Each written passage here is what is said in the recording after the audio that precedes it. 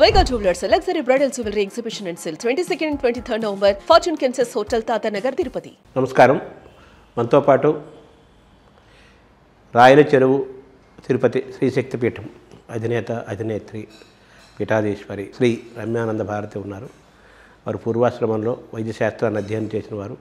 ఇప్పుడు మంత్రశాస్త్రము, తపస్సు, ధ్యానంలో గడుపుతున్నారు. అనేక మందికి మార్గదర్శనం చేస్తున్నారు. మానసిక, శారీరక, ఆధ్యాత్మిక ఆరోగ్యం సమ్మేళనంగా ఆవిడ తన ప్రయాణాన్ని సాగిస్తూ కోట్లాది మంది స్త్రీలకు ముఖ్యంగా ఆరోగ్యాన్ని ఇస్తున్నారు. స్త్రీలతో పాటు పురుషులు కూడా ఆవిడ దర్శనం చేసుకుంటున్నారు. మంత్రము, ధ్యానము, తపస్సు అనేక మార్గాల ద్వారా ఆరోగ్యంగా ఉండటం, ఆనందంగా ఉండటం, సామాజికమైన శాంతిని, సనాతన ధర్మాన్ని కాపాడటం, వీటి చుట్టూ ఆవిడ ప్రయాణం సాగుతోంది. దీనికే తన జీవితాన్ని అంకితం చేశారని చెప్పవచ్చు. అటువంటి రమ్యానంద భారతి గారిని అడిగి మనం అనేక విశేషాలు తెలుసుకుందాం. ముఖ్యంగా శక్తి ధ్యానము అనే దాన్ని ఆవిడ పరిచయం చేశారు. అసలు ఏంటి శక్తి ధ్యానం అంటే తెలుసుకుందాము. అలాగే ఆవిడ పూర్వాశ్రమంలో విద్యావేత్త, వైద్య శాస్త్రాన్ని చదువుకున్నవారు కాబట్టి స్పిరిచువల్ హెల్త్ ద్వారా మానసికమైన, శారీరకమైన ఆరోగ్యాన్ని, అంటే ఆధ్యాత్మికత ద్వారా, ఉపాసన ద్వారా, ధ్యాన మార్గం ద్వారా శారీరక, మానసిక ఆరోగ్యాన్ని ఏ విధంగా మనం పెంచుకోవచ్చు, అది సాధ్యమవుతుందా, ఎవరైనా చేయొచ్చా, ఏ వయసు వారైనా చేయొచ్చా, ఈ విశేషాలన్నీ కూడా మనం తెలుసుకునే ప్రయత్నం చేద్దాం. మీరు శక్తి ధ్యానము అనే దాన్ని ఒకటి పరిచయం చేశారు. అది శాస్త్రీయంగా, సైంటిఫిక్గా దాన్ని మనం ఎలా తెలుసుకోవాలి? తప్పకుండా. నారాయణ సమారంభాం శంకరాచార్య మధ్యమాం శ్రీ సిద్ధేశ్వర పర్యంతాం వందే గురు పరంపరాం. మా పరమపూజ్య గురుదేవులు, కుర్తాళ ప్రస్తుత పీఠాధిపతులు, నడిచే దైవం అయినటువంటి శ్రీశక్తి పీఠ వ్యవస్థాపకులు శ్రీ శ్రీ శ్రీ సిద్ధేశ్వరానంద భారతి మహాస్వామి వారి పాదపద్మములకు ప్రణమిలుతూ, మనకి ఆధ్యాత్మిక రంగంలో, ముఖ్యంగా మన హిందూ ధర్మంలో ఏ వ్యక్తి అయినా సరే ఎదగటానికి దేవతల దగ్గర నుండి శక్తిని తీసుకోవటం అనేటువంటిది మన ఋషులు మనకు నేర్పించారు. ఆనాడు వాళ్ళు ఆచరించి చూపించారు. ఈరోజు మన మానవులందరూ కూడా దాన్ని అనుసరిస్తూ ఉన్నారు. అందులో ఆ విధానాల్లో భాగంగా మనకి పూజలు, మంత్రాలు, అభిషేకాలు, జపాలు, ధ్యానం చేయటం అనేటువంటివి వివిధమైనటువంటి విధానాలు మనకు కనిపిస్తున్నాయి. పూజా కోటి సంస్తోత్రం, స్తోత్రకోటి సమం జపం, జపకోటి సమం ధ్యానం, ధ్యానకోటి సమం లయ అని చెబుతూ, ఒక పూజ చేస్తే కంటే కూడాను ఎక్కువ ఫలితం రావాలంటే స్తోత్ర పారాయణ చేయాలి. ఎందుకంటే పూజ అనేటువంటిది నువ్వు దేవత, నువ్వు చెప్పేటువంటి మంత్రంతోటో, నువ్వు ఇచ్చేటువంటి వస్తువులతోటో దేవత అనుగ్రహిస్తుంది. కానీ స్తోత్రాన్ని కనుక పారాయణ చేస్తే అవి ఋషుల దగ్గర నుండి వచ్చాయి. లలితా సహస్రం లాంటివి అయితే వశిన్యాది వాగ్దేవతల దగ్గర నుంచి వచ్చాయి. అంటే ఋషి వాక్కును, దేవతా వాక్కును స్మరిస్తున్నాం కాబట్టి ఒకసారి పూజ చేసిన దానికంటే కూడాను ఒక స్తోత్రపారాయణ చేస్తే 1,000,000 సార్లు పూజ చేసిన ఫలితం వస్తుంది. అట్లాగే ఒకసారి జపం చేస్తే, జపం అంటే మంత్రాన్ని మననం చేయటం, ఆ మంత్రాలు సాక్షాత్ దేవతల దగ్గర నుండి వచ్చాయి కనుక జపం చేస్తే ఒకసారి జపం చేస్తే 1,000,000 సార్లు స్తోత్రపారాయణ చేసిన దాంతో సమమవుతుంది. అదేవిధంగా ధ్యానం కనుక చేస్తే 1,000,000 సార్లు జపం చేసిన దానితో సమానమవుతుంది అని చెప్పి మనకి మన ఋషులు అందించినటువంటి మార్గం. ఇందులో ధ్యానము అనంటే మనం ప్రధానంగా మన మనస్సును కేంద్రీకరించటం, సుదీర్ఘమైనటువంటి ఏకాగ్రత స్థితికి మనం వెళ్ళగలగటాన్ని ప్రధానంగా మన ధ్యానంలో మనం గమనిస్తూ ఉన్నాం. ప్రధానంగా మనకి ఈ ధ్యాన మార్గంలో ఎన్నో సంప్రదాయాలు ఉన్నాయి.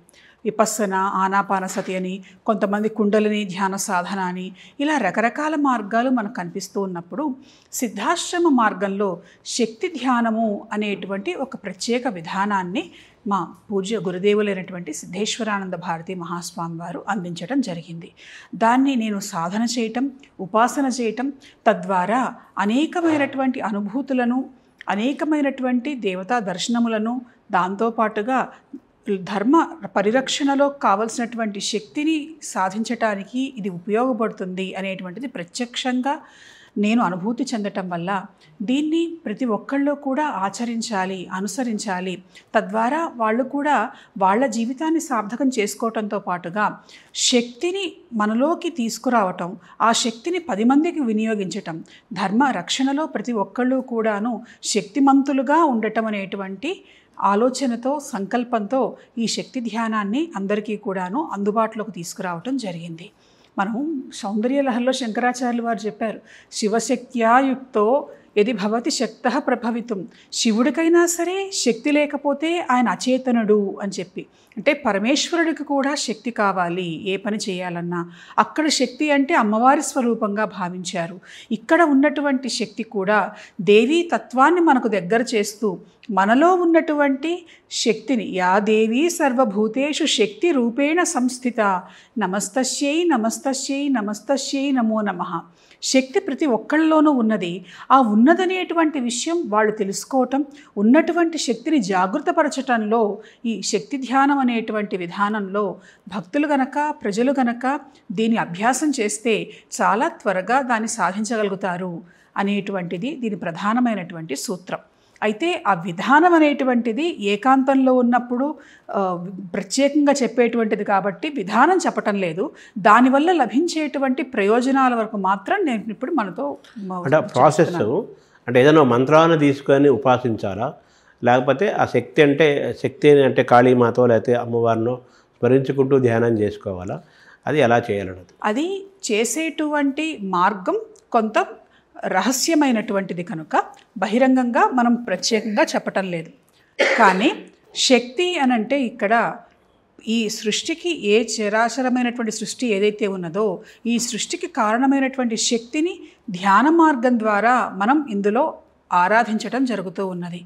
అది గురుముఖత నేర్చుకోవటం వల్ల దాన్ని తొందరగా సాధించగలుగుతారు, ఆ మార్గంలో ముందుకు వెళ్ళగలుగుతారు. పరమేశ్వరి యొక్క శక్తి తత్వమే ఈ ధ్యానంలో ఉన్నటువంటి మూలశక్తి. దాన్ని ఆస్వాదిస్తూ అనుభూతి చెందుతూ దాన్ని సాధిస్తూ ప్రతి వ్యక్తి తనలో ఉన్నటువంటి శక్తిని జాగృతం చేసుకునేటువంటి ఒక ప్రత్యేకమైనటువంటి ధ్యాన సాధనా మార్గం ఈ శక్తి ధ్యానం. అంటే మామూలుగా యోగ మార్గం ఉంటుంది, అలాగే కుండలిని యోగా అలాంటివన్నీ ఉంటాయి. అలాగే ఓంకారాన్ని కొంతమంది ధ్యానం చేస్తారు, కొంతమంది అలాగే తనలో తను చూసుకుంటూ ఉచ్ఛ్వాస నిశ్వాసాల ద్వారా కొంతమంది చేస్తుంటారు. సో ఆ మార్గాలకి ఈ మార్గానికి తేడా ఏమైనా ఉందా, పోలిక ఉందా? ధ్యానం చేసేటువంటి సమయంలో ఇప్పుడు మీరు చెప్పినట్లుగా శ్వాసతో అనుసంధానం చేస్తూ శ్వాస మీద ధ్యాసను నిలిపి చేసేటువంటి ఆనాపానసతి, విపස්සన ఇలాంటివి కొన్ని మార్గాలు ఉన్నాయి. అట్లా కాకుండా దీపాన్ని చూస్తూ త్రాటకం అనేటువంటి మార్గం ద్వారా మనం దీపాన్ని మీద మనని ఏకాగ్రతను నిలిపి చేసేటువంటి ధ్యాన విధానం ఉన్నది. అలా కాకుండా నీటిలో సూర్యబింబాన్ని చూస్తూ నీటి ద్వారా లేదా చెరువుల్లోనో నదుల్లోనూ నిలబడి ధ్యానం చేసేటువంటి మార్గం ఉన్నది. ఇవి కాక క్షేత్రాలలో వెళ్ళి కొండల మీద, గుట్టల మీద, అంటే ఆకాశానికి వీలైనంత దగ్గరగా భూమి మీద నుంచి ఎక్కువ స్థితిలో ఉండి చేసేటువంటి ధ్యాన మార్గము ఉన్నది. అంటే ఇవి ప్రధానంగా పంచభూతాత్మకమైనటువంటి శక్తులను మనం ఉపయోగించుకుంటూ ధ్యాన సాధన చేసి ముందుకు వెళ్తాం. ఈ శక్తి ధ్యానంలో కూడా ఇవన్నీ ఉంటాయి. కానీ వీటితో పాటుగా ప్రధానంగా పరమేశ్వరి అయినటువంటి అమ్మవారి శక్తిని వీటన్నిటికీ అనుసంధానం చేస్తూ ఆ మార్గంలో ముందుకు తీసుకువెళ్ళేటువంటి విధంగా సిద్ధాశ్రమ యోగులు రూపొందించినటువంటి ఒక ప్రత్యేక ప్రణాళిక ఇది. ఇందులో మంత్రము ఉంటుంది, దీంతోపాటు పంచభూతాత్మకమైనటువంటి శక్తిని అనుసంధానం చేయటము ఉంటుంది, దేవీ తత్వాన్ని సమ్మేళనం చేయటము ఉంటుంది. ముఖ్యంగా గురుకృప, గురుశక్తి అనేటువంటిది ఈ ధ్యానాన్ని ముందుకు నడిపిస్తుంది. అంటే ధ్యాన మార్గం అంటే మామూలుగా చాలామంది కళ్ళు మూసుకొని ధ్యానం చేస్తుంటారు ఎక్కువ మంది. సో ఇది కళ్ళు తెరుచుకొని చేసే ధ్యానమా, కళ్ళు మూసుకొని చేసే ధ్యానమా? సాధారణంగా ఏమిటి అని అంటే ధ్యాన మార్గంలో ఇప్పుడు నేను మీకు చెప్పినటువంటి దాంట్లో సూర్యబింబాన్ని చూస్తూ చేయటం, దీపాన్ని చూస్తూ చేయటం, అంటే చూస్తూ కూడా మన ఏకాగ్రతను నిలిపేటువంటి ధ్యాన మార్గాలు ఉన్నాయి. ఇందులో కూడాను ఈ శక్తి ధ్యాన మార్గంలో కళ్ళు మూసుకొని మనలో ఉన్నటువంటి అంతర్లీనంగా ఉన్నటువంటి పరమేశ్వరి చైతన్యాన్ని దర్శించటం, అమ్మవారిని దహరాకాశ రూపిణి, అంటే మన దేవత ఎక్కడో లేదు, మన హృదయంలోనే ఉన్నది అన్నట్లుగా శరీరంలో ఉన్నటువంటి పరమేశ్వరి చైతన్యాన్ని తెలుసుకోవటం కోసం చేసేటువంటి మార్గం. అంటే మనిషి తను తాను తెలుసుకునే క్రమంలో లోపలికి చూసుకోవడం అంటే ఇన్నర్ ఇంజనీరింగ్ అంటున్నారు కదా, ఇన్నర్ జగ్గి వాసుదేవ్. సో దీనికి దానికి ఏమైనా సంబంధం ఉందా, అసలు పోలిక ఉందా? అంటే మామూలుగా ఎలా చెప్పచ్చు అని అంటే all roads lead to Rome అని ఒక సామెత ఉన్నది మనకి చెప్పాలంటే ఇంగ్లీష్. తిరిగి అన్ని దారులు ఒకే గమ్యాన్ని చేరుస్తాయి, ఎవరి దారి వాళ్ళది. ఒక రోడ్లో ఒకళ్ళు రావచ్చు, ఒకళ్ళు సైకిల్ మీద రావచ్చు, ఒకళ్ళు కారులో రావచ్చు, చేయొచ్చు. కానీ అన్ని దారిలో కూడా భక్తితో ఇవన్నీ కూడాను సమ్మేళితమై ఉంటాయి. కాబట్టి ఇవన్నీ కూడా భగవంతుని దగ్గరగా చేర్చటం, అహం బ్రహ్మాస్మి అనేటువంటి సూత్రానికి మానవుల్ని దగ్గర చేయటమే ప్రధానంగా ధ్యానంలో ఉండేటువంటి ప్రధాన లక్షణంగా ఇప్పటి వరకు కూడా చేస్తున్నటువంటి ఆ మార్గాన్ని అభ్యసిస్తున్నటువంటి ధ్యాన సాధకులు భావిస్తూ ఉన్నారు. కొందరైతే దేవతను కూడా భావించకుండా ప్రకృతి పరమేశ్వరి, పంచభూతాల్లోనే సమస్తమైనటువంటి శక్తితత్వం ఇమిడి ఉన్నది, ఆ ప్రకృతిని ఆరాధిస్తే చాలు, ప్రకృతిని ధ్యానిస్తే చాలు అని భావించేటువంటి వాళ్ళు కొంతమంది ఉన్నారు. అట్లా కాదు, అసలు ఈ సృష్టి మొత్తం కూడా మాయే, ఈ మాయను దాటి మరొక శక్తి ఉన్నది ఈ మాయ వెనకాల, దాన్ని చూడాలి, తెలుసుకోవాలి అని ధ్యానం చేసేటువంటి వాళ్ళు మరికొంతమంది. ఉదాహరణకి రామకృష్ణ పరమహంస ఉన్నారు. ఆయన కాళీమాతను ప్రసన్నం చేసుకున్న తర్వాత ధ్యానం చేద్దాము అని కళ్ళు మూసుకోగానే, కళ్ళు మూసుకున్నా కూడాను ఆయన 3వ నేత్రం ద్వారా కాళీదేవిని చూసేవాడు. అంటే కళ్ళు మూసుకొని కూడా చూడొచ్చు అని నేర్పించేది ధ్యానం. మనకి కంటికి కనిపించినటువంటి నేత్రం తెలుసుకోవడంతో పాటుగా ఏకాగ్రత స్థితిలో ఉన్నప్పుడు కేవలం భౌతికంగా ఉండేటువంటి చెవులు మాత్రమే కాదు, కళ్ళు మూసుకొని ధ్యాన స్థితిలో ఉన్నప్పుడు కూడా పంచేంద్రియాలు పరమేశ్వరి శక్తితో అనుసంధానం చేస్తే కళ్ళు మూసుకొని చూడొచ్చు, చెవులు మూసుకున్నా వినొచ్చు అనేటువంటి శక్తి ప్రతి వ్యక్తిలో ఉన్నది అని తెలిపేది ధ్యానం. ఆయనకు కాళీదేవి కనిపించేది, కళ్ళు మూసుకొని కూడా అమ్మవారిని చూడగలిగేటువంటి వాళ్ళు. అయితే కొన్నాళ్ళు అయిన తర్వాత తోతాపురి అనేటువంటి ఆయన గురువుతో ఆయనకు పరిచయం అయినప్పుడు దీన్ని మించినటువంటిది ఉన్నది అని ఆయన చెప్పారు. చెబితే అమ్మవారిని మించింది ఏవైనా ఉన్నదా, నిజమేనా, సమస్త సృష్టికి అధిదేవత అమ్మవారు కదా అని ఆయన అడిగినప్పుడు ఆమె సగుణమైనటువంటి ఒక రూపాన్ని ధరించినప్పుడు పరమేశ్వరిగా భాసిస్తున్నది, అసలు రూపం నిర్గుణమైనటువంటి రూపం, బ్రహ్మ చైతన్య స్వరూపం. సగుణమైనటువంటి రూపానికి కొన్ని ఒక ఆకారము, ఒక పరిమితి అనేటువంటిది ఉంటుంది. అదే నిర్గుణ స్వరూపిణిగా గనక భావిస్తే అనంతమైనటువంటి శక్తి ఉంటుంది. ఉదాహరణకి సగుణము అని అంటే ఒక సముద్రం దగ్గరికి వెళ్ళి ఒక గ్లాసుకు కనుక నీళ్లు కావాలంటే గ్లాస్ మాత్రమే నిండుతుంది. కానీ ఆ సముద్రం అంతా పరమేశ్వర తత్వం అని అనుకుంటే దానికి పరిమితులు అనేటువంటివి ఉండవు. కాబట్టి నువ్వు ధ్యానం చెయ్యి అని అన్నట్టు ఆయన. అంటే ఈయన ప్రయత్నం చేశారు, కళ్ళు మూసుకోగానే మళ్ళీ కాళీదేవి కనిపిస్తున్నది.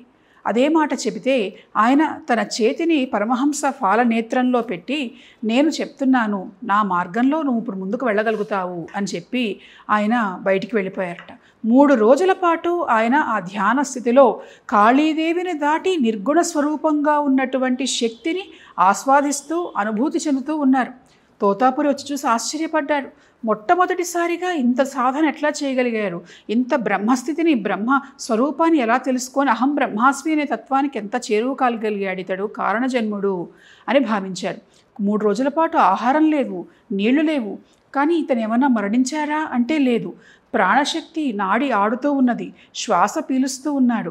అంటే ఆహారాన్ని తీసుకోకపోయినా, నీటిని తీసుకోకపోయినా కూడా మనిషి ఈ శక్తి ద్వారా జీవించగలుగుతాడు అనేటువంటిది ఆయన ధ్యానం చేసి మనకి నిరూపించారు. అయితే ఆ స్థాయిని అందరూ చేరటం అనేటువంటిది అసాధ్యం అనను, కానీ అంత తేలిక కాదు.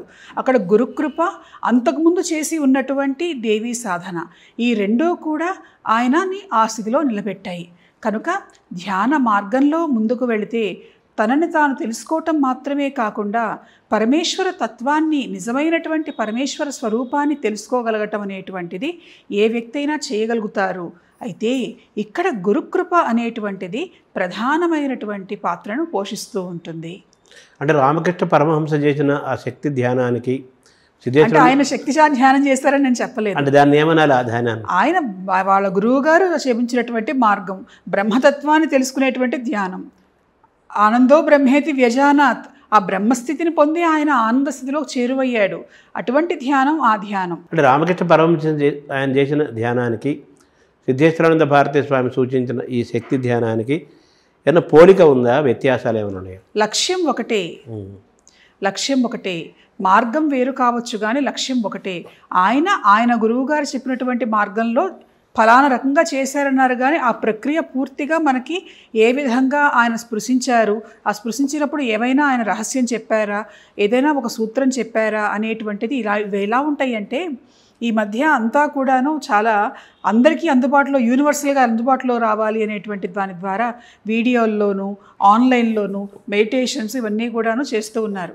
కానీ మన సనాతన భారతీయ సంస్కృతి సంప్రదాయంలో ఏంటి అని అంటే ఇతరులు ఎవరూ లేకుండా ఏకాంతంగా గురువు శిష్యుణ్ణి అనుగ్రహించటమే ప్రధానంగా కనిపిస్తూ ఉన్నది. మనకి ఈ గురువు శిష్యుని అనుగ్రహించేటువంటి మార్గంలో కూడా శిష్యుడి ప్రమేయం లేకుండా గురువు శిష్యుడిని సరాసరి ఆనంద స్థితి నిర్వికల్ప సమాధి స్థితికి కూడా తీసుకెళ్లేటువంటి మార్గం ఉన్నది. దాన్ని మనం శాక్తేయ మార్గంలో చూస్తూ ఉంటే మంత్ర సాధన విధానాల్లో గురువు శిష్యుడిని ఎలా అనుగ్రహిస్తాడు అనేది 3 మార్గాలు చెప్పారు. 1 శక్తి దీక్ష, 2 శాంభవి దీక్ష, 3 మంత్ర దీక్ష.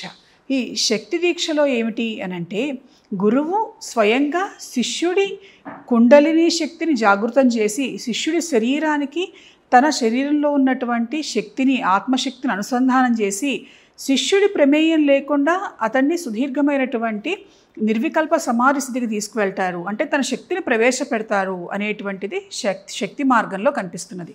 శాంభవి మార్గం ఏమిటి అనంటే హస్తమస్తక సంయోగం, శిష్యుడి శిరస్సు మీద గురువు చేయి ఉంచటం లేదా తన చూపు ద్వారా శిష్యుడి కళ్ళలోకి ఆ శక్తిని పంపించటం, దీని ద్వారా శిష్యుని ఆధ్యాత్మిక సాధనలో ముందుకు తీసుకువెళ్ళటం అనేటువంటిది మరొక మార్గం కనిపిస్తున్నది. 3వది మంత్ర మార్గం. మంత్రాన్ని ఉపదేశించి మంత్రాన్ని ధ్యానం చేయించి శిష్యుడితోటి ఆ శిష్యుడిని దేవతా చైతన్యానికి ధ్యాన భూమికల్లోకి ముందుకు తీసుకువెళ్ళటానికి సూచించినటువంటి మార్గం మరొక మార్గం ఉన్నది. శిష్యుడిని అర్హతని గమనించి గురువు ఈ 3 మార్గాల్లో ఏ మార్గం ద్వారా అతన్ని ముందుకు తీసుకువెళ్తారు అనేటువంటిది నిర్ణయించటం జరుగుతుంది. కనుక ధ్యానం చేసేటువంటి విధానాల్లో కూడా శిష్యుడి ప్రమేయం లేకుండానే గురువు శిష్యుని సాధనతో సంబంధం లేకుండానే శిష్యుడిని ఉన్నత స్థితికి చేర్చటం అనేటువంటి విధానాలు కూడా మనకి చెప్పబడ్డాయి. ఆనందమయి మాత ప్రసిద్ధమైనటువంటి సిద్ధ గురువుగా ఆమె ప్రసిద్ధురాలైంది. ఆమె స్పృశిస్తే చాలు వెంటనే సమాధి స్థితిలోకి వెళ్ళిపోయేవాళ్ళట. పండిట్ జవహర్లాల్ నెహ్రూ భార్య కమలా నెహ్రూను కూడా ఆమె అట్లా ధ్యాన సమాధిలోకి తీసుకువెళ్ళింది అని ఆమె జీవిత చరిత్రలో మనకి కనిపిస్తూ ఉన్నది. అట్లా శిష్యుల ప్రమేయం లేకుండా కూడా గురు కృపతోటి ధ్యాన మార్గంలో ముందుకు వెళ్ళేటువంటి విధానాలు మనకి కనిపిస్తూ ఉన్నాయి. అంటే మీరు ఇప్పుడు అవలంబిస్తున్నది సాధన చేస్తుంది స్వామి ద్వారా, సిద్ధేశ్వరానంద భారతీ స్వామి ద్వారా మీరు నేర్చుకొని సాధన చేస్తున్నారు. చాలామందికి అది నేర్పుతున్నారు, ఆ మార్గం వైపు తీసుకెళ్ళే ప్రయత్నం చేస్తున్నారు. ఈ శక్తి ధ్యానం అంటే కాళీమాత ధ్యానమా, లేకపోతే ఈ మొత్తం వ్యవస్థను ఏదో ఒక పవర్ నడుపుతోంది, ఒక శక్తి నడుపుతోంది ఆ శక్తి అంతే ప్రధానం. అదే పరమేశ్వరి చైతన్యం యొక్క శక్తిని అనుసంధానం చేసేటువంటిదే ఈ శక్తి ఉపాసన. ఆ శక్తి ఉపాసనలో శక్తి ధ్యానం ఒక మార్గం. మిగిలినటువంటివి ఇప్పుడు నేను చెప్పినట్లుగా మంత్ర మార్గము, హోమ మార్గము, ధ్యాన మార్గము, వీటిల్లో ఎవరు దేని ద్వారా సాధించగలుగుతారో వాళ్ళకు తగ్గట్టుగా వాళ్ళకు ఉపదేశం చేయటం జరుగుతున్నది. ఇవన్నీ శక్తి ధ్యానం కిందకే వస్తాయా? ధ్యానము అని అంటే సాధారణంగా మనము ఏకాగ్రతతో భావన చేసుకోవటం, ఏదో కళ్ళు మూసుకొని చేసేసుకోవటం అనే భావన చాలామంది ధ్యానం చేయండి అనగానే అక్కడ ఏకాగ్రత ప్రధానం. కళ్ళు మూసుకోవటాలు కళ్ళు తెరుచుకోవటాలు అనేటువంటివి కాకుండా మంత్రమైనా సరే మంత్ర దేవత మీద మన మనస్సును ఏకాగ్ర స్థితిలో నిలపటమే మంత్ర ధ్యానం. అది ధ్యాన ఝాతృ ధ్యేయరూప అని చెప్పి లలితాదేవిని గురించి చెప్పారు. ధ్యాన స్వరూపము, ధ్యేయస్వరూపము చేసేటువంటి వ్యక్తి ఏ వ్యక్తితో ధ్యానం చేస్తున్నాడో ఈ 3 స్వరూపాల్లోనూ ఉన్నటువంటిది అమ్మవారే అంటుంది లలితా సహస్రనామం. కాబట్టి ఆ ధ్యానం అనేటువంటిది మన మనస్సును ఏకాగ్రత స్థితిలో ఉంచటం, థింకింగ్ అనేటువంటిది చాలా డీప్ లెవెల్లోకి వెళ్ళేటువంటి స్థితినే మనం ధ్యానంగా భావన చేస్తూ ఉంటాం. రోజుకి ఎంతసేపు ఈ సాధన చేయాలి? రోజుకి ఎంతసేపు ఈ సాధన చేయాలి అని అంటే శిష్యులకు నేర్పించిన తర్వాత వాళ్ళు దాన్ని అందుకున్న తర్వాత వాళ్ళ స్థితి ఎలా ఉంటుందో ఏమిటో అనేటువంటిది చూసిన తర్వాత ఎవరికి తగ్గట్టుగా వాళ్ళకి నిర్ణయించి వాళ్ళకి చెప్పడం జరుగుతూ ఉంటుంది. అంటే ఎవరికి ఇవ్వాలి, ఎవరు చేయకూడదు, ఎవరికి ఇవ్వకూడదు అనే అర్హతలు ఏమన్నా ఏమైనా ఉన్నాయా? అవి వచ్చినటువంటి వాళ్ళ మీద ఆధారపడి ఉంటాయి. చాలామంది మన దగ్గరకు వస్తూ ఉంటారు, చేస్తూ ఉంటారు. వాళ్ళలో కొంతమందికి ఈ ధ్యాన మార్గం చెప్పడం జరిగింది, ఇంకొంతమందికి మంత్ర మార్గం చెప్పడం జరిగింది, మరికొంతమందికి పూజా విధానాలు చెప్పడం జరిగింది. కాబట్టి వాళ్ళ ఉన్నటువంటి స్థితిని చూసి అది నిర్ణయించడం జరుగుతుంది. అంటే మామూలుగా కొంతమంది దైవం అనే దాన్ని నమ్మేవాళ్ళు ఉన్నారు, నమ్మని వాళ్ళు ఉన్నారు. ప్రస్తుతం ఉన్న కాలంలో నమ్మేవాళ్ళు వాళ్ళు రకరకాలుగా ఎలాగ నమ్ముతారు, మంత్రము, ఉపాసన, పూజలు, జపాలు, తపాలు, హోమాలు చేస్తుంటారు. అసలు దేవుణ్ణి, దైవం అనే వ్యవస్థ నమ్మకుండా ఉండేవాళ్ళు కూడా ఇప్పుడు వాళ్ళు ప్రాణాయామము, యోగా, ధ్యానము ఇవన్నీ చేస్తున్నారు కదా. వాళ్ళు దైవం అనే వ్యవస్థనే నమ్మని వాళ్ళు కూడా ఈ ధ్యానం చేయవచ్చా? ధ్యానము, దైవము అనేటువంటివి ఒక రకంగా చెప్పాలి అని అంటే మన నమ్మకంతో సంబంధం లేవు. మనం నమ్మితేనే దేవుడు ఉంటాడు, మనం నమ్మకపోతే దేవుడు లేడు అని అనలేము. యద్భావం తద్భవతి.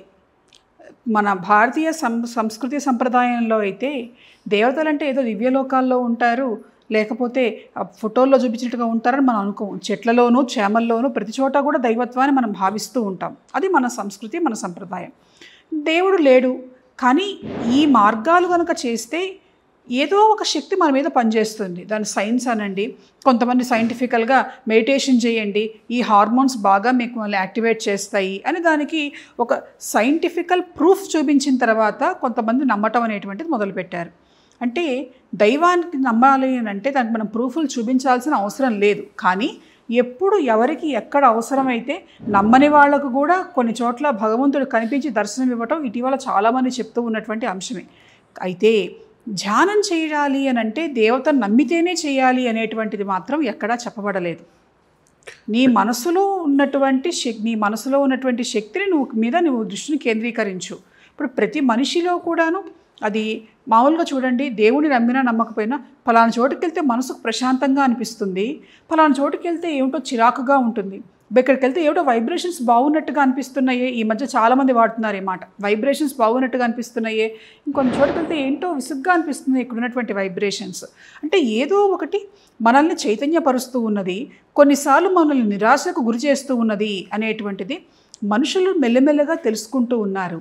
ఈ సైన్స్ కూడా ఏమిటి అని అంటే సైంటిస్టులు చేసేటువంటి ఎక్స్పెరిమెంట్స్ ద్వారా వాటికి నిరూపణ అనేటువంటిది చేస్తూ ఉన్నారు. ఉదాహరణకి అనేక చోట్ల మన ఓంకారం మీద ఎక్స్పెరిమెంట్లు చేశారు. ఆ ఓంకారాన్ని కనుక చేస్తే ఎలాంటి వైబ్రేషన్స్ వస్తున్నాయి అని చెప్పి చూసి ఆ సౌండ్ వేవ్స్ని కనుక ఒక డయాగ్రమెటిక్ ఫామ్గా కనుక చూసినప్పుడు శ్రీచక్ర ఆకృతి కనిపించింది. ఇది వెస్ట్రన్ సైంటిస్టులు నిరూపించినటువంటిది. అలాగే ఇటీవల కాలంలో కూడా 2-3 సార్లు టీవీలో కూడా టెలికాస్ట్ అయింది. కోమాలో ఉన్నటువంటి వ్యక్తులకి, అనారోగ్యంగా ఉన్నటువంటి వ్యక్తులకి మృత్యుంజయ మంత్రం చెప్పటం వల్ల, మృత్యుంజయ హోమం చేయించటం వల్ల వాళ్లకు ఆరోగ్యం తిరిగి వచ్చింది అనేటువంటివి కూడా మనం తెలుసుకోగలుగుతున్నాం. అయితే ఈ దైవాన్ని నమ్మకపోవటం అనేటువంటిది మనకి సృష్టి ప్రారంభం నుండి కూడా ఉన్నది. మనకు ఉదాహరణ రాక్షసులే, వాళ్ళు దైవానికి ఎదురెళ్ళినటువంటి వాళ్ళే, కానీ వాళ్ళు కూడా ధ్యాన మార్గం ద్వారా తపస్సు చేసి దేవతానుగ్రహాన్ని సాధించారు. కనుక ధ్యానం చేయటం అనేటువంటి దాన్ని గురువును ప్రధానంగా తీసుకొని చేయగలిగితే, అంటే నాకు గురువు కూడా అవసరం లేదు నేనే చేసుకుంటాను అంటే ప్రయత్నం చేయి. అది ఇట్ బికమ్స్ మామూలుగా చెప్పాలి అని అంటే ఒక మెడిటేషన్ ప్రాక్టీస్ అవుతుంది. అది దాన్ని సంపూర్ణంగా మనము మా కృపతో గురు పరంపరలో వచ్చేటువంటి ఆధ్యాత్మిక ధ్యానం కింద కన్సిడర్ చేయకపోవచ్చు. మెడికల్గా మన మనస్సుని, మన ఆరోగ్యాన్ని అదుపులో ఉంచుకోవటం కోసము దాన్ని ఒక మార్గంగా, అది కూడా ఒక రకంగా చెప్పాలి అంటే ఒక మెడికేషన్ లాగా బాడీకి ఉపయోగపడుతుందని భావించవచ్చు. అంటే శక్తి ధ్యానం ఎవరైనా చేయవచ్చు. మన దగ్గరకు వచ్చినటువంటి వాళ్ళని బట్టి అది నిర్ణయించడం జరుగుతుంది. తర్వాత ఇప్పుడు మనిషి అనేవాళ్ళు బేసిక్గా ఏం కోరుకుంటారంటే ఆనందంగా ఉండాలనుకుంటారు, ఆరోగ్యంగా ఉండాలనుకుంటారు, తనకు ఒక మంచి శక్తి ఉండాలనుకుంటారు. ఏదైనా నిద్ర లేచినప్పటి నుంచి పడుకునేంత వరకు, పుట్టినప్పటి నుంచి వెళ్ళిపోయేంత వరకు ఆనందంగా, ఆరోగ్యంగా, శక్తివంతంగా ఉండాలి, తను అనుకున్నవన్నీ సాధించాలి, శాంతి ఉండాలి, ఇవే కోరుకుంటారు. అయితే ఈ మార్గంలో శారీరక ఆరోగ్యం ముఖ్యం, మానసికమైన ఆరోగ్యం ముఖ్యం. దీనికి రకరకాల మార్గాలు, వ్యాయామము, యోగా, ప్రాణాయాసనాలు, రకరకాల ఆహారము, రకరకాల మార్గాలను వెళ్తుంటారు. కొంతమంది ఉపాసనా మార్గము, ధ్యానము, స్పిరిచువల్ జర్నీ కూడా చేస్తారు.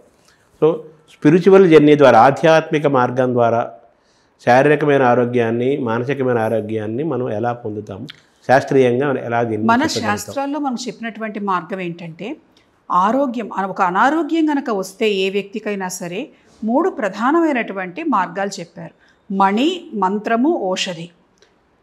మంత్రం చేయటం ద్వారా, మణులను ధరించడం ద్వారా, ఔషధి అంటే మందులు వేసుకోవటం ద్వారా ఈ 3 మార్గాల ద్వారా ఆరోగ్యాన్ని సరిచేసుకోవచ్చు అనేటువంటిది ఉన్నది.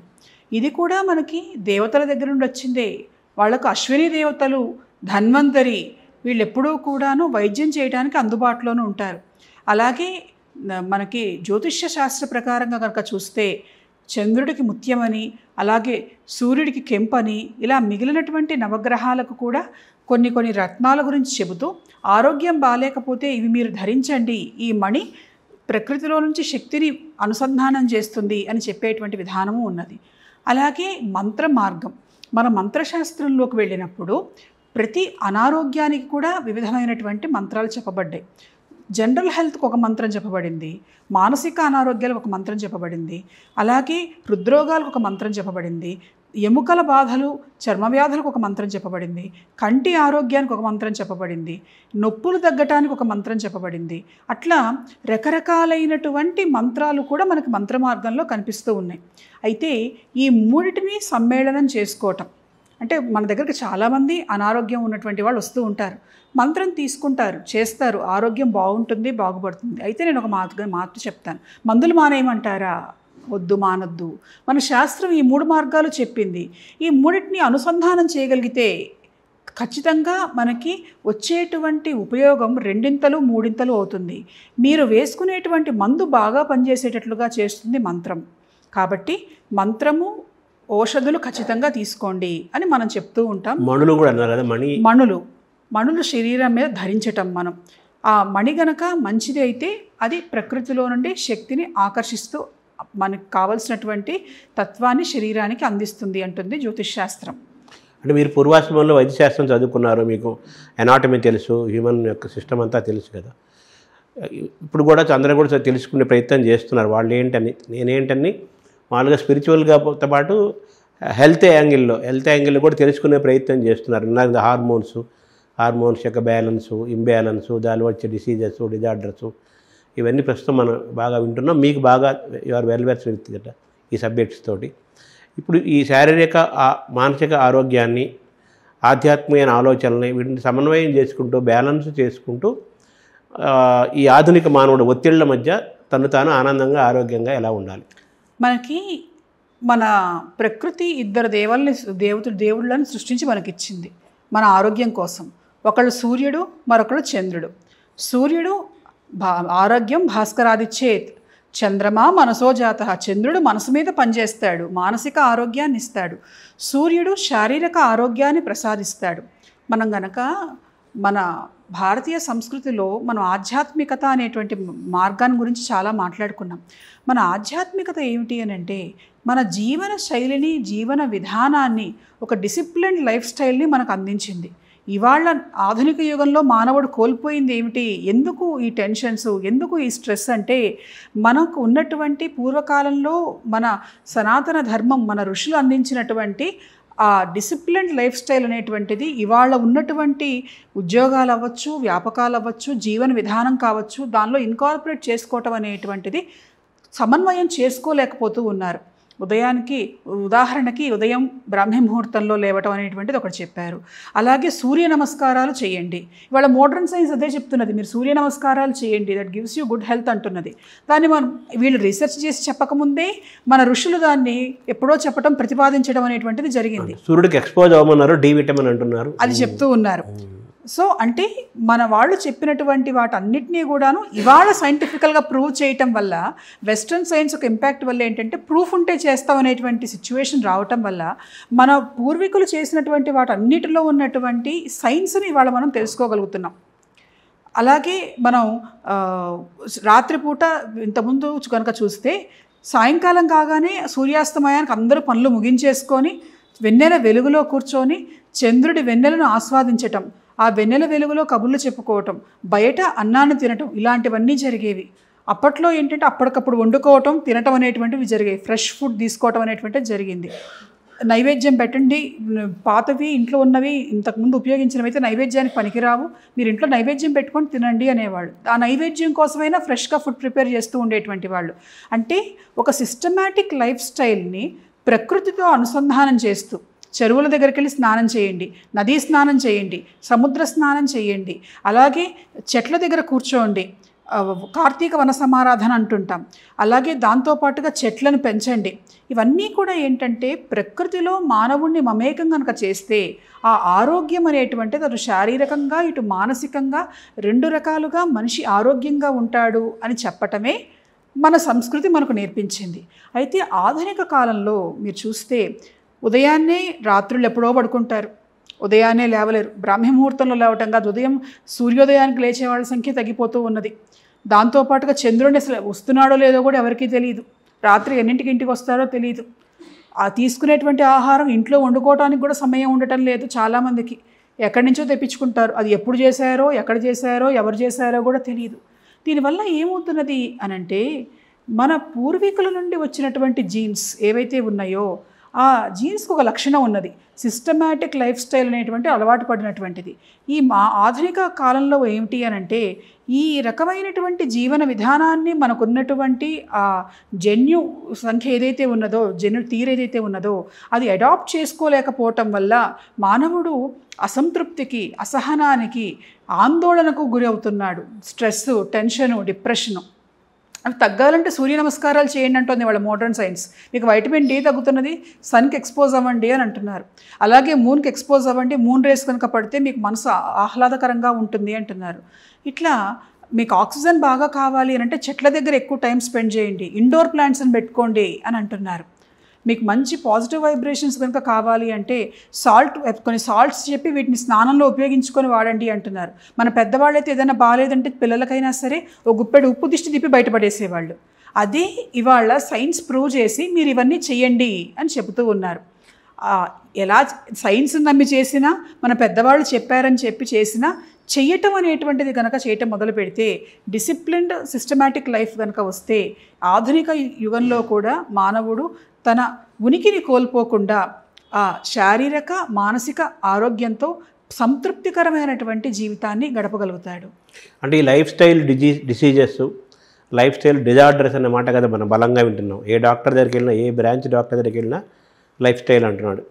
సో కాబట్టి మన ఆధ్యాత్మికమైన సాధన ద్వారా, మన పూర్వ భారతీయమైన ఆచార విధానాల ద్వారా, మార్గాలు అవలంబించడం ద్వారా మనం అద్భుతమైన ఆరోగ్యాన్ని అన్ని రకాలుగా సంపాదించవచ్చు అనేది గతంలో ఉన్నది. దాన్ని మళ్ళీ రివైవ్ చేయాలనేది మీరు సూచించే సూచన. అయితే మామూలుగా మన ఆయుర్వేదం కానీ భారతీయ విధానంలో మనిషి యొక్క లైఫ్ స్పాన్ లైఫ్ ఎక్స్పెక్టెన్సీ అంటారు కదా, 120 సంవత్సరాలు అనేది అంటున్నారు.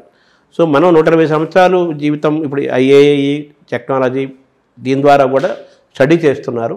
మనిషి యొక్క లైఫ్ స్పాన్ పెంచడానికి, ఎక్స్పెక్టెన్సీ పెంచడానికి, హెల్త్ పెంచడానికి ప్రయత్నం జరుగుతుంది. శాస్త్రవేత్తలు ప్రయత్నం చేస్తున్నారు. ఇంకో పక్క మన ఆయుర్వేదం, ఇంకో పక్క గతంలో చెప్పున్నది. సో మీరు ఒక డాక్టర్గా 120 ఏళ్ళు అటు మనిషి ఎటువంటి అనారోగ్యాలు లేకుండా ఆరోగ్యంగా 120 ఏళ్ళు జీవించడం సాధ్యం అవుతుందా? ఆధ్యాత్మిక మార్గం ఏం చెప్తుంది అక్కడ?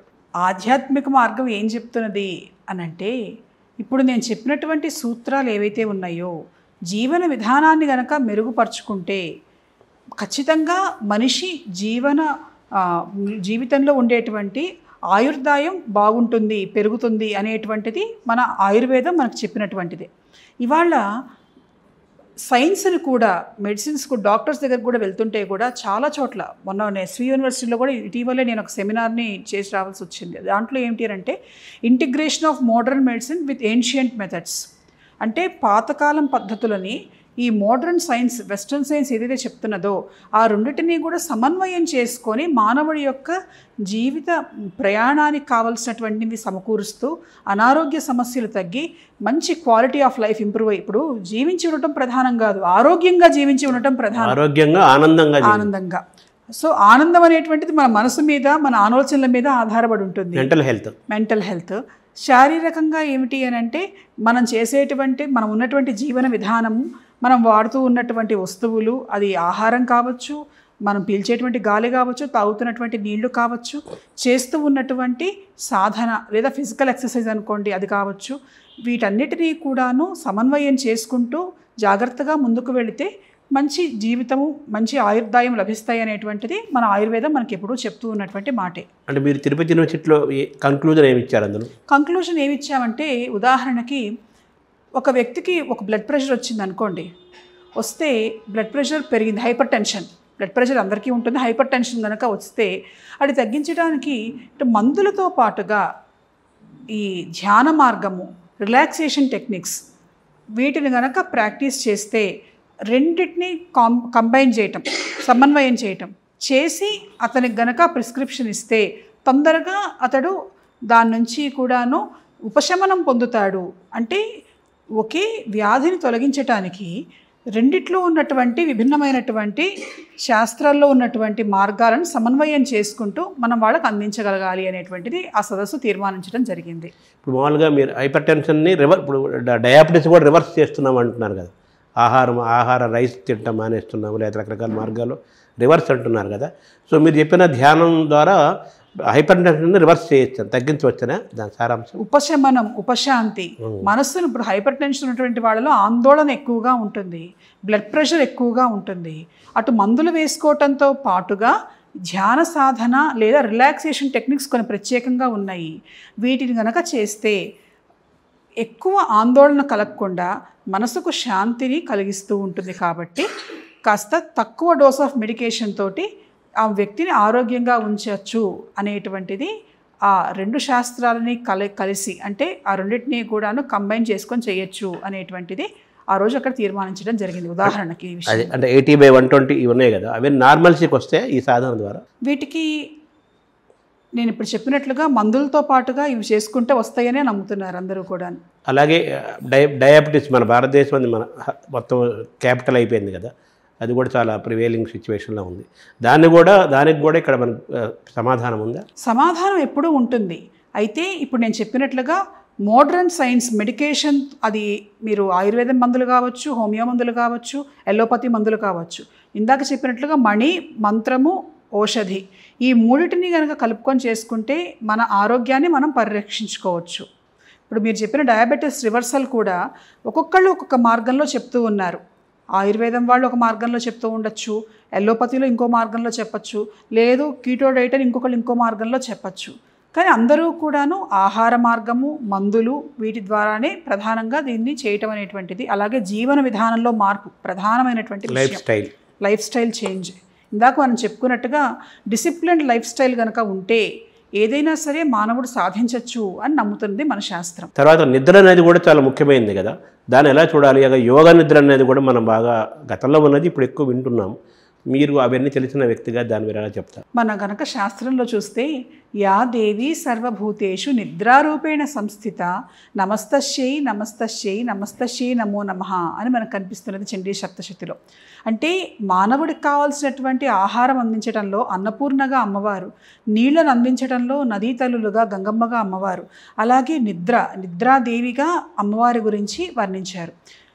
అందులో యోగ నిద్ర కావచ్చు, ధ్యానం చేసేటప్పుడు ధ్యాన నిద్రను కొంతమంది అంటారు. అట్లా కాకుండా ఈ యోగాసనాలు వేసిన తర్వాత శవాసనం వేసేటప్పుడు రిలాక్స్ కావడానికి కొంతమంది ఆ నిద్రా మార్గాన్ని కొంత ఎంచుకోవటం, ఇట్లాంటివి రకరకాలుగా ఉన్నాయి. అయితే చాలామంది ఏమిటంటే ఆ నిద్రను కూడా ఆహారము, నీళ్లు ఎంత అవసరమో మనిషికి నిద్ర కూడా అంతే అవసరం.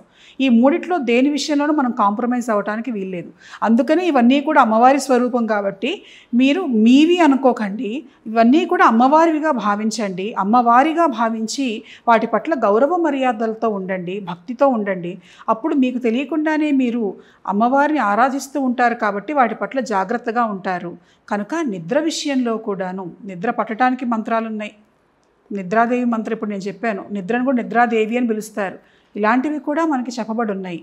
కనుక నిద్రను కూడా మన జీవిత గమనంలో ప్రధానమైనటువంటి స్థానం ఉన్నది అని భావిస్తూ దానికి తగినటువంటి సమయాన్ని కేటాయించవలసినటువంటి అవసరం ఉన్నది. మనిషి యొక్క మానసిక ఆరోగ్యం, శారీరక ఆరోగ్యంపై నిద్ర యొక్క ప్రభావం, ఇన్ఫ్లుయెన్స్ చాలా ఎక్కువ. ఇప్పుడు అన్ని వయసుల వాళ్ళు కూడా నిద్రలేమితో బాధపడుతున్నారు. అవును. దానికి మనకు సమాధానం ఈ స్పిరిచువల్ ప్రాక్టీసెస్ ద్వారా మనం సాధించవచ్చు అని చాలా స్టడీస్లో మనకి నిరూపితమైంది. ఒక నిద్రపోయే ముందర ఇప్పుడు కొంతమంది ఏంటంటే ఎరోమా థెరపీ అంటారు. కొన్ని రకాలైనటువంటి ఎరోమా ఈ స్మెల్స్ని కనుక చూస్తే ఆ ఫ్రేగ్రెన్స్ వల్ల మనిషిలో నిద్ర కలిగిస్తుంది అని అంటారు. అలాగే మరికొంతమంది ఏమంటారు అంటే కొన్ని మూలికలు ఉన్నటువంటి హెర్బల్ టీ తాగండి, అది మీకు నిద్ర వచ్చేటట్లుగా చేస్తుంది. అంటే ఇది ఆయుర్వేదము మనకి ప్రకృతి వైద్యం, ఇది వచ్చి నిద్ర వచ్చేటట్లుగా చేస్తుంది అని అంటారు. సరే, మోడర్న్ సైన్స్ కూడా కొన్ని మెడిసిన్స్ అనేటువంటివి కనిపెట్టింది. ఇక్కడ చూడండి, నిద్ర మామూలుగా వ్యాధులకు మందులు ఇవ్వటం ఉంటుంది, ఒక బ్లడ్ అంటే హైపర్ టెన్షన్ కావచ్చు, డయాబెటీస్ కావచ్చు, ఇంకేమైనా డిజార్డర్స్ కావచ్చు. కానీ నిద్ర పట్టడానికి కూడా ఒక మందును తయారు చేసుకోవాల్సినటువంటి అవసరం ఉన్నది. అటు ఆయుర్వేదము అందిస్తున్నది, ఇటు ఎలోపతి అందిస్తున్నది. అంటే మానవుడి జీవితంలో నిద్రకు చాలా ప్రాధాన్యత ఉన్నది. సరిగ్గా నిద్రపోకపోతే మనుషులు రోగాల పాలవుతారు. అలా కాకుండా ఉండటానికి ఈ మందులు అనేటువంటివి, ఇది అటు ట్రెడిషనల్ సైన్స్, మోడర్న్ సైన్స్ రెండు ఒప్పుకున్నటువంటి విషయం. వాటితో పాటుగా ఈ రిలాక్సేషన్ టెక్నిక్స్, ధ్యానము, దాంతోపాటు డిసిప్లిన్ లైఫ్ స్టైల్, మూన్కి ఎక్స్పోజ్ అవ్వటము, సన్కి ఎక్స్పోజ్ అవ్వటము, ఆ స్లీప్ సైకిల్ని మనం మన బాడీలో ప్రాపర్గా అడాప్ట్ చేసుకోవటానికి ప్రకృతి సహాయంతో, మన దేవతల సహాయంతో, మందుల సహాయంతో మనం దాన్ని మార్చుకోవచ్చు, ఆరోగ్యాన్ని పెంచుకోవచ్చు. చక్కగా చివరిగా శక్తి ధ్యానం ద్వారా మనకు ఏమేమి ప్రయోజనాలు మనకు కలుగుతాయి? శారీరక, మానసిక, ఆధ్యాత్మిక ఈ 3 వ్యవహారాల్లోనూ కూడా మంచి ప్రయోజనాలు లభిస్తాయి. ఇది ప్రధానంగా ఏంటంటే, ఒక పూజ అయినా, స్తోత్రమైనా, మంత్రమైనా, ధ్యానమైనా ఏదైనా సరే మనిషికి ముందు ఒక డిసిప్లిన్ లైఫ్ స్టైల్ ఏర్పాటు చేస్తుంది. ఈ టైంకి ఇంతసేపు ఇది నువ్వు చెయ్యాలి అనేటువంటిది కనుక నేర్పిస్తే ఖచ్చితంగా మనిషిలో ఒక డిసిప్లిన్ అనేటువంటిది ఫామ్ అవుతుంది. అంతేకాకుండా ఈ ఉపాసన ద్వారా, ఈ ధ్యాన మార్గంలో ఉన్నటువంటి శక్తి అది మొదలుపెట్టినటువంటి వచ్చినటువంటి చోటు గురుకృప నుంచి మొదలైంది కాబట్టి అది ఇంకొంత తొందరగా మనిషి మీద ప్రభావం చూపిస్తుంది, మనసు మీద ప్రభావం చూపిస్తుంది, ఆరోగ్యం మీద ప్రభావం చూపిస్తుంది. అయితే ఇప్పుడు ఒక ఉదాహరణకి, ఒక వ్యక్తికి ఏదన్నా ఒక వ్యాధి వస్తే తగ్గడానికి మందులు సరిగ్గా వేసుకుంటేనే పనిచేస్తుంది, ప్రయోజనం కలుగుతుంది. మధ్యలో ఆపేస్తే ప్రయోజనం కలగదు. ఈ ధ్యానమైనా సరే చెప్పినటువంటి విధానంలో ఎంతసేపు చేయాలో, ఎలా చేయాలో జాగ్రత్తగా నేర్చుకొని కనుక చేస్తే అన్ని రకాల ప్రయోజనాల్ని అందిస్తుంది. మనలో ఉన్నటువంటి దివ్యత్వాన్ని, దైవత్వాన్ని మనం తెలుసుకునేటట్లుగా చేస్తుంది. మనం మానసికంగా, శారీరకంగా మనల్ని మనం ఎప్పుడూ కూడాను మనల్ని పరిరక్షించుకోవటానికి మన మనస్సును ఎప్పుడూ చైతన్యపరుస్తూ ఉంటుంది. గురు కృపను, సిద్ధుల కృపను, శక్తి స్వరూపిణి అయినటువంటి పరమేశ్వరి అనుగ్రహాన్ని ప్రత్యక్షంగా అనుభూతి చెందేటట్లుగా చేస్తుంది ఈ ధ్యాన మార్గం. అంటే మీరు శక్తి ధ్యానం అనేది అది రహస్యంగా దాన్ని బోధించాల్సింది, 1 to 1 చెప్పాల్సింది గురువు ద్వారా అంటున్నారు కదా. మరి ఇన్ని లక్షల మందికి, ఇన్ని వేల మందికి అది ఎలా సాధ్యమవుతుంది? అది మీరు స్వామివారి ఎవరు చెప్పాలంటున్నారు? వచ్చినప్పుడు సామూహికంగా చెప్పడం జరిగింది ఇంతకు ముందర కొన్ని చోట్ల కూడా. అంటే శిష్యులు అందరూ ఉన్నప్పుడు ఇతరులు లేకుండా దానికి కావాల్సినటువంటి వాతావరణాన్ని మనం ఏర్పాటు చేసుకొని చేయటం జరిగింది. బ్యాచెస్ వైజ్గా కూడా చేయటం జరిగింది. చేసినటువంటి వాళ్ళకు చక్కటి అద్భుతమైనటువంటి అనుభూతులు, అనుభవాలు కలిగాయి. చేసిన వెంటనే వాళ్ళు అప్పటికప్పుడే ఆ క్షణంలో లేచి చెప్పటం కూడా జరిగింది. కాబట్టి ఏ వ్యక్తి అయినా సరే ఒక జపమో, ధ్యానమో, ఒక విధానంలో ముందుకు వెళ్ళాలి అంటే దేనికైనా కాలం కలిసి రావాలి అంటారు. ఆ టైం వస్తే, దాంతోపాటుగా యోగ్యత గనక ఉంటే, ఆ యోగం గనక ఉంటే అది ఖచ్చితంగా సాధ్యమవుతుంది. అది ఎలా అనేటువంటిది పరమేశ్వరి నిర్ణయిస్తుంది. శక్తి ధ్యానం రహస్యం అనేదానికి అక్కడ ఆగిపోతారు కదా జనం. ఏంటి అనేది ఆ రహస్యంగానే ఉండాలి. ఇప్పుడు చిదంబర రహస్యం అని అంటాం మనం.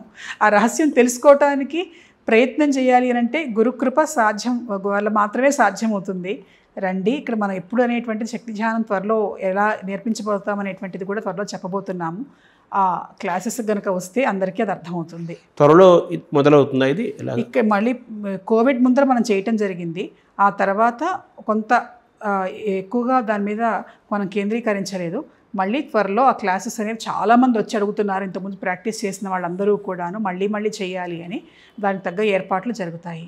నమస్కారం. అమ్మాయి రాసేసి